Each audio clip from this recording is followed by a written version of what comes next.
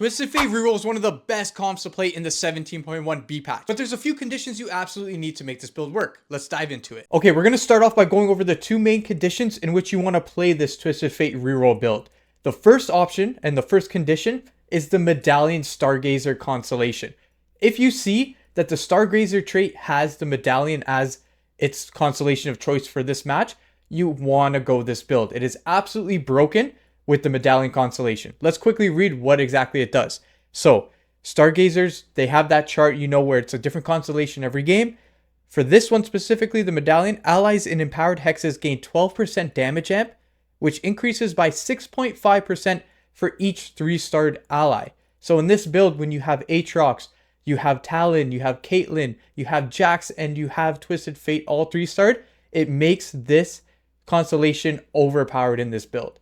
The second condition is augments. We're going to touch on augments a little more in depth later in the video, but augments make this build truly broken in conjunction with the Medallion Stargazer constellation. So you can play without the Medallion constellation. You can play other other constellations. They work as well if you have some sufficient augments to help empower the build essentially. So these augments, some of them, for example, are econ augments. Anything that helps get your reroll build online ASAP works wonders. So no scout, no pivot. That's a wonderful augment to get. If you see that on 2-1, take it, play this reroll comp with or without the Medallion, and you're good to go. Early learnings is another good option. So early learnings, if you don't know, your team gains 4% attack damage and ability power. This increases by 1% after each player combat. One cost champions, like Twisted Fate, like Aatrox, like Talon, like Caitlyn, they gain double. This is why this augment is so overpowered. And of course, Prismatic Ticket is a big one. This, if you get on 2-1, take it. Get your Jax early, get your Aatrox early, get your TF early, get this build online and start steamrolling the lobby. So those are the main conditions where if you find these specific augments or the Medallion Stargazer constellation early, you want to go this build. You can even go this build if it's contested. It is a 1-cost reroll build. So there's a lot of champions within the pool, and the build is just too strong with that Medallion Stargazer constellation to pass up. Now let's talk items. So Twisted Fate is obviously going to be your main carry in this build. There's a few different item combinations you can go. Essentially, you want Twisted Fate to cast as much as possible. So the initial one you can do is Nashers, Shojins, Rabadons. If you don't get a Rabadons, you can do something like Striker's Flail instead of Rabadons. You can also do just the generic Nashers, Rabadons. That works as well. If you get the augment Seraphim Staff, you can put an Archangels on TF instead of the Rabadons. That works as well. Any of those main items that are Radiant work wonders on TF as well. So you can slam that. So a Radiant Shojins, a Radiant Nashers, Radiant Rabadons. Those are all essentially S tier if you find them, and you can toss them on a 3-star Twisted Fate in this build. It is absolutely broken.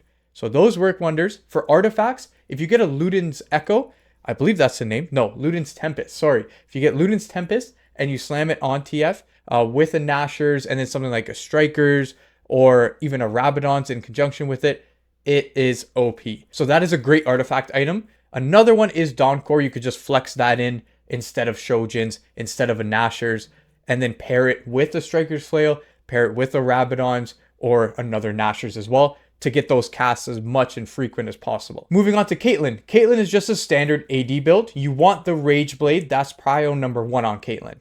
Easy peasy, toss the Rage Blade on her. After that, it can be a little bit flexible. So you can go Death Blade, you can go Giant Slayer, you can go double Rage Blade, you can toss in IE, a Striker's Flail as well, Krakens. So any leftover AD items or any items left over that can make AD items, just toss it on Caitlyn. She's an excellent secondary carry, but your prio will always be TF in this build. Now, Talon is going to be your tertiary carry. Again, it's going to vary game to game. If you 3-star your Caitlyn and you just can't find Talons, or you 3-star your Talon and you just can't find Caitlyn's, it can fluctuate who your primary secondary carry is. Obviously, Twisted Fate's going to be your number 1, but then you can change up depending on the items you get, depending on who you 3-star next. So Talon really likes Gunblade, Edge of Night, and Shojins. Those are best in slot for Talon. You always want those items on him. Again, if he is your tertiary carry, It doesn't matter too much if you don't get ideal items. You can just toss anything on Talon that works, but those are best in slot items. And then again, like I mentioned, if you 3-star him and not Caitlyn, you may want to prioritize those 3 items. Otherwise, just toss any items that work onto Talon. Now, moving on to Jax. So Jax is going to be your main tank. You're going to want to 3-star him in a conjunction with all the 1 costs. So Aatrox is probably the lowest priority in the 3 costs that you're going to 3-star. We'll touch on that a little bit more in the positioning in the actual final board, early game build, and whatnot later on in the video. But for items for Jax, Gargoyles is really good, Protector's Vow is good, and Crown Guard is good. Essentially, because it is a main tank there, you can flex those items. You can toss in a Spirit Visage, you can toss in a Brambles, you can even do double Gargoyles.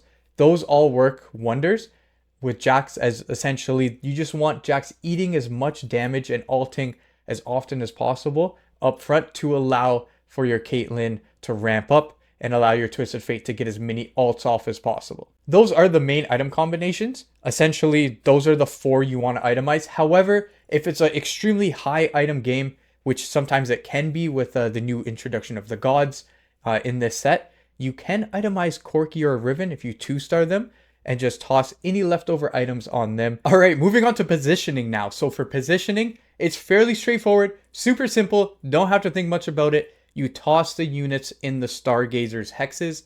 That's it. Whatever the makeup of the hexes are, doesn't matter. Make sure everybody's in the Stargazer hex. Okay, now early game. Early game's fairly simple because it is just a straightforward path forward, essentially. You're going to be playing the units that you're trying to 3-star. This isn't one of those builds where you start a different build like Anima early and transition into Fast 9, Fast 8, whatever it is. You're playing who you 3-star. So, essentially, Twisted Fate and Caitlyn are who you want to start on the back line. It gives you Fateweaver early, lets TF get those lucky cards out. In conjunction with that, you can put Jax up front with Aatrox. This way, it gives you bench space as well. Because you are playing these units, you're going to be holding a lot of 2-star copies, 1-star copies of Talon, Aatrox, Jax, Caitlyn, Twisted Fate. So having those units already on your board helps you hopefully 3-star one of them ASAP so you can actually make room for your bench, but also have a 3-star early, ensuring you have a great stage 2, stage 3 with some win streaking going on. But early game, straightforward, Twisted Fate, Caitlyn in the back line, Jax, Aatrox in the front line. Once you get to level 5, you can put Talon in. Once you get to level 6, you can put Emilio in.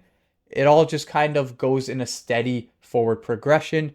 After that, you go with Riven, you go with Corki in the late game.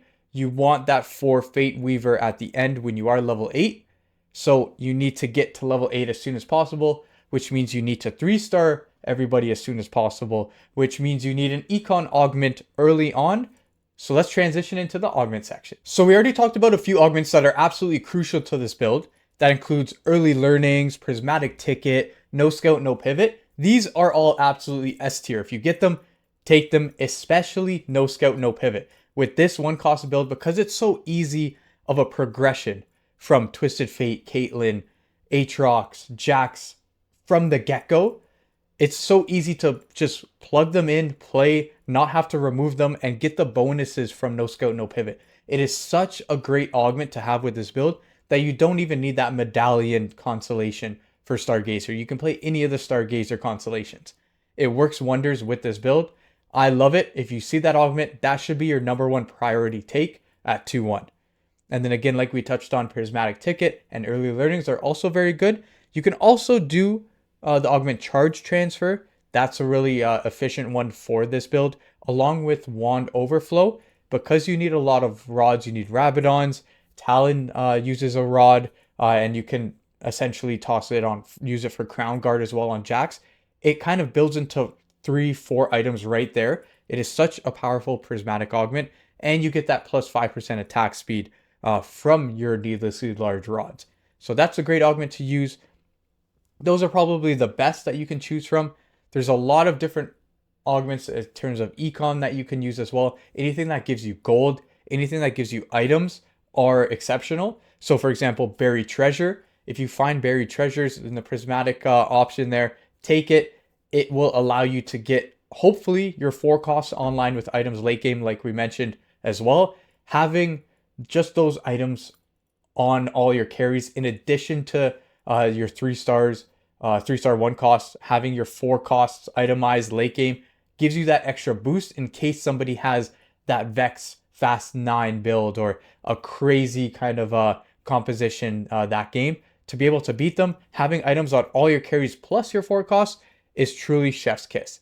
Now, other items like Pandora's Bench work if done correctly, because if you find a lot of those early 1 cost or 2-star 1 costs, you could just hopefully roll them over and get the 1 costs that you need. Considering you need so many, you need 4 plus Jax on the 2 cost variant. Additionally, Deadlier Caps is a great augment. You need a Rabadon's Death Cap, so if you get that and you permanently gain ability power in your TF, it is just exceptional. So that's a great augment to use.